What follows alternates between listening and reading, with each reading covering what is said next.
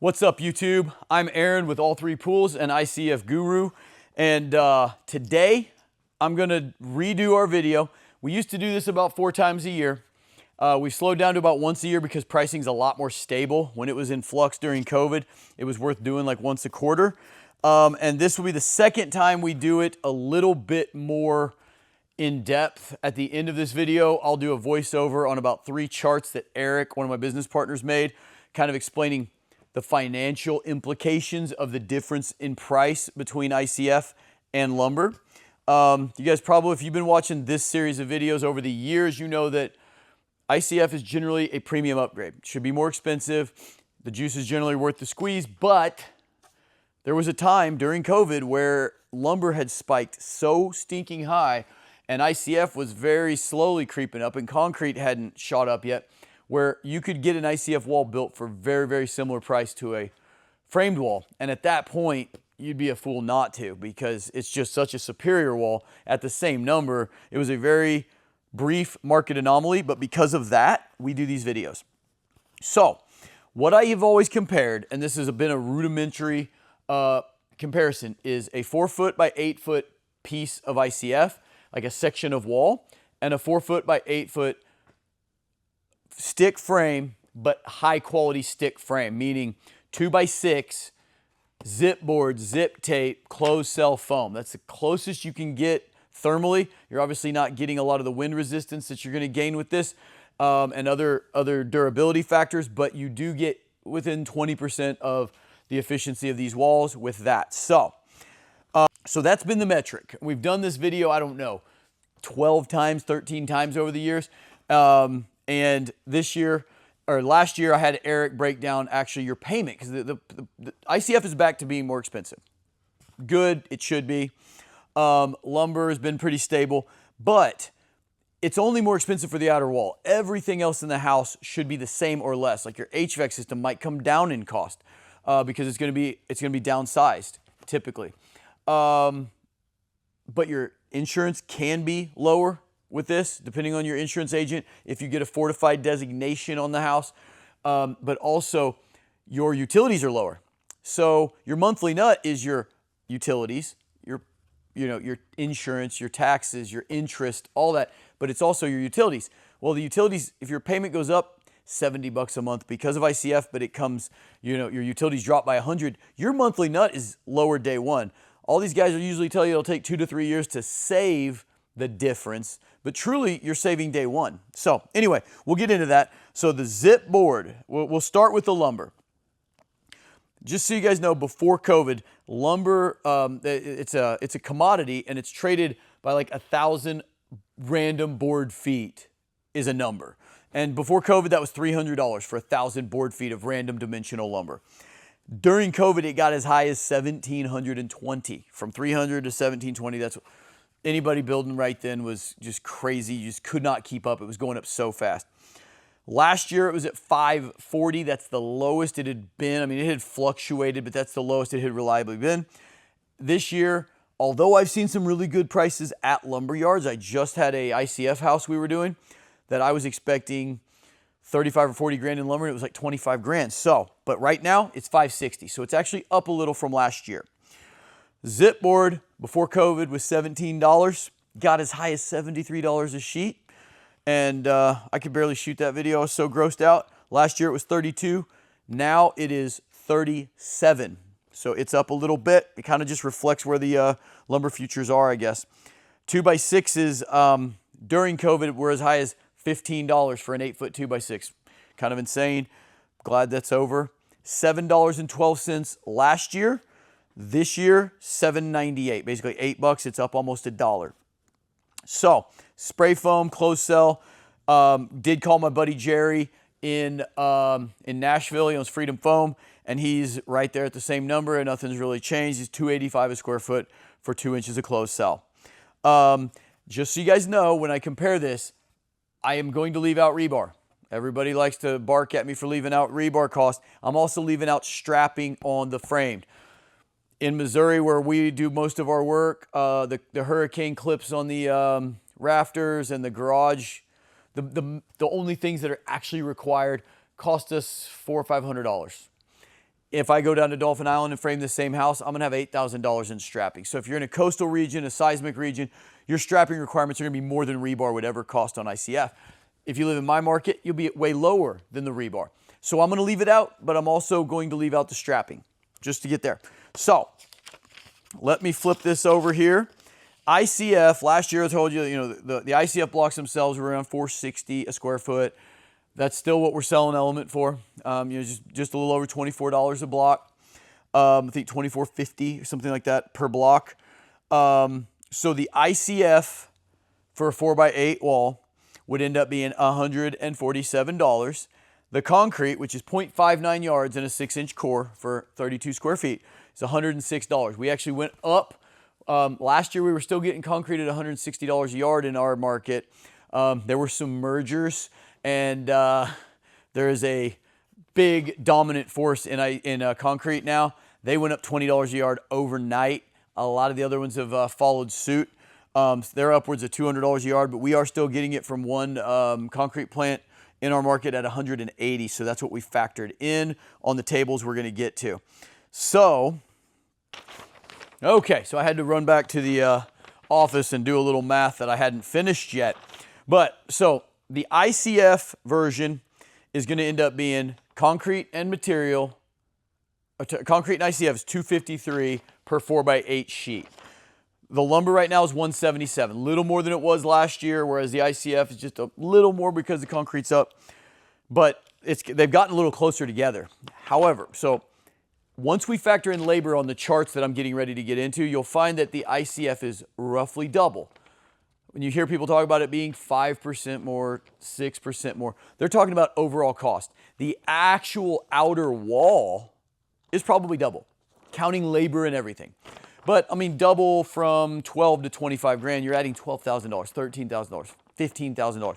Anybody charging you more than, in the $23 to $24 a foot turnkey range for ICF is probably too high when the market becomes more competitive as we keep training new installers and yada, yada, yada. So what I'm going to do real quick is take you to a few charts that Eric's made that kind of make all this really clear.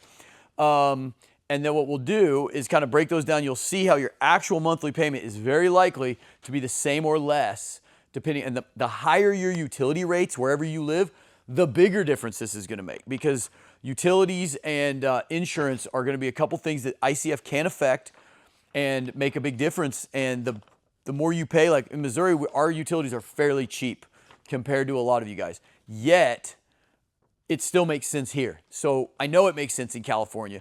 We're not even talking about fire, earthquakes. We're not talking about any of the things that are already built in to ICF. Just literally dollars and cents starts to make sense. So I'm going to take you over to the charts now and go over those again, see how everything breaks out with the small changes that have been made in the last year. All right, guys. So if you guys remember this from last year, what Eric and I kind of came up with, the thing that makes it really difficult to truly break down apples to apples comparisons is that most framing is done by the square foot, and that means everything. They don't say this is what it's going to be for the floors, this is what it's for the interior walls, exterior walls. It's not that sophisticated. It's, $3, $6, $10 a square foot based on, complexity and location. It varies wildly around the country, but they basically don't break it down. They'll just charge extra for, fancy ceilings, stuff like that. Barrel ceilings, they'll just have a line item, this much extra for that ceiling. But how do you break down the outer walls, which is really the only thing we're changing?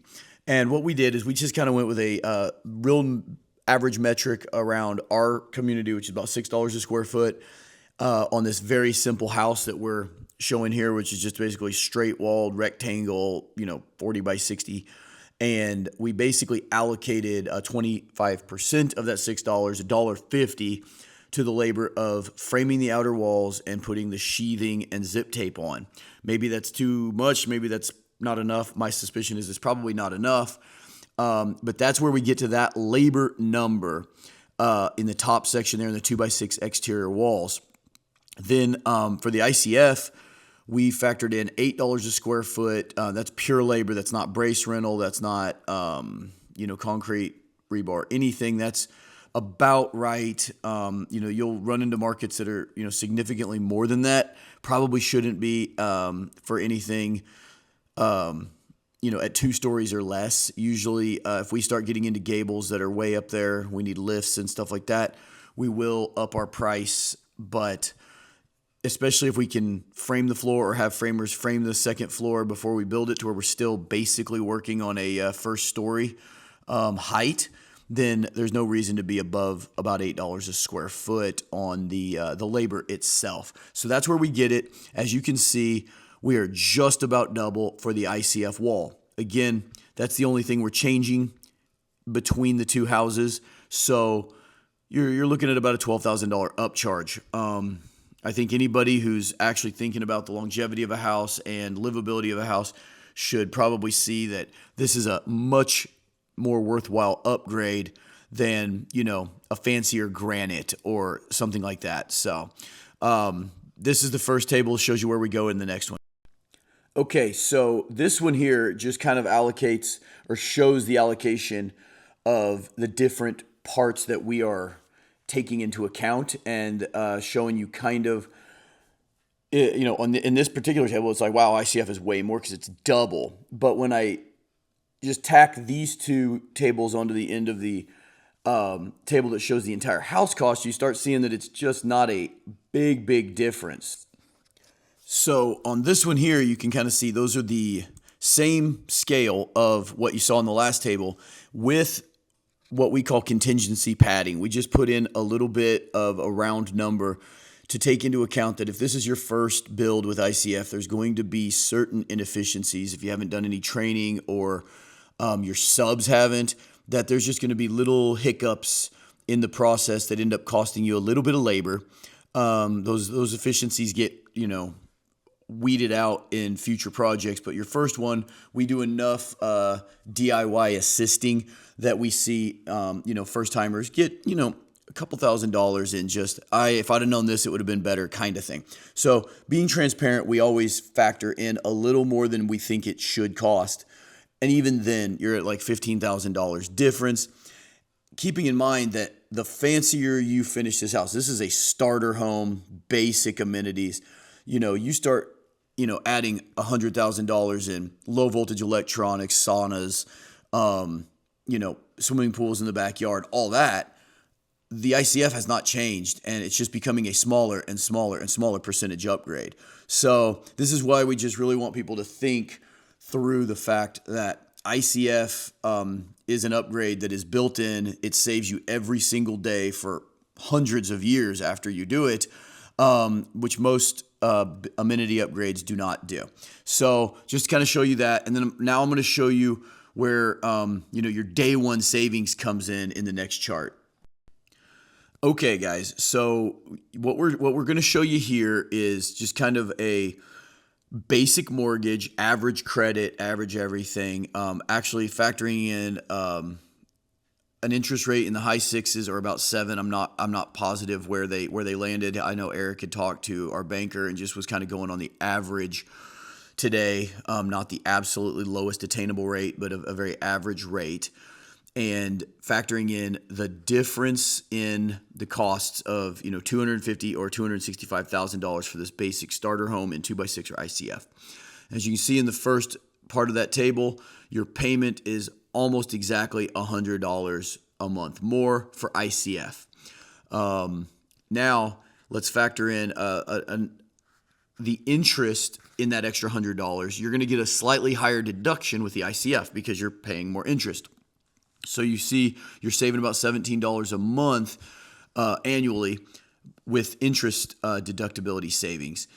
Then we have insurance. Now, guys, not every insurance is going to give you any credit for this factor, but they should. Actuarially, your risk of a total loss or big losses with an ICF house are far lower. Fire is way lower. Wind is, exponentially lower for a total loss. So if they're not taking that into account, you should probably continue shopping around. But the government does have something called the fortified designation that you can apply for.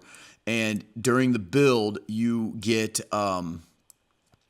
tests done, basically extra inspections. And if you pass bronze, silver, or gold, there are mandated discounts that the insurance company has to give you, 25, 35, or 45%. So we're assuming that you've done something like that or shopped around and gotten those discounts, and you can easily save, at least 30%. So we've gone from $167 to $100 a month. So you've saved about $67 a month. Property taxes, Eric thinks you're going to be just a little bit higher because you have a higher cost to build. Now, what we know, like in Greene County where we live, they don't know what you spent to build. They base everything on your location, your land value, and your square footage.